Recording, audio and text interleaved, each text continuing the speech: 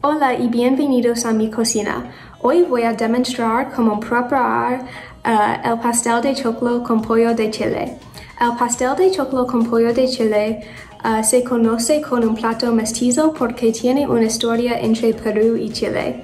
El plato se hizo popular en el campo de Chile cuando llegaron muchos emigrantes en 1882, pero muchos otros países tienen sus propias versiones.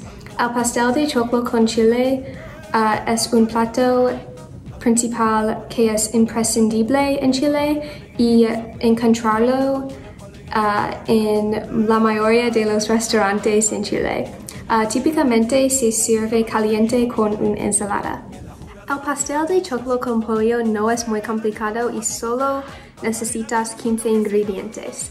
Los ingredientes incluyen las pechugas de pollo, tazas de maíz, queso mozzarella rallado, un cebolla blanco, unos dientes de ajo, harina de maíz, pero uso un sofrito, huevos, el aceite,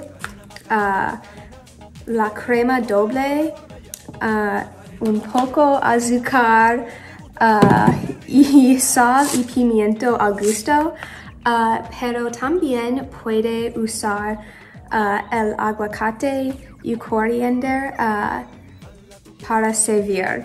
Además, necesitas un sartén, un procesador de alimentos, un molde para hornear, un bol y un cuchillo. Y además empiezas a cocinar, calienta el horno a 350 grados. Primero necesitas preparar unos de los ingredientes antes de cocinar.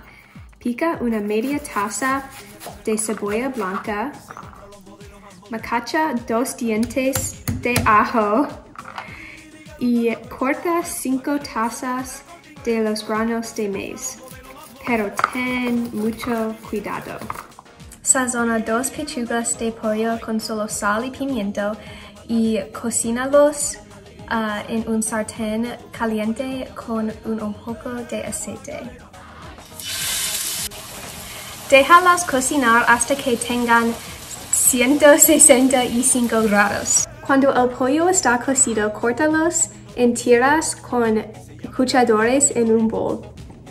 Próximo, pon los granos de maíz, una cucharada de azúcar, una media taza de el queso, la cebolla picada, una cuarta taza de harina de maíz, una media taza de crema doble y 3 huevos en la procesador de alimentos.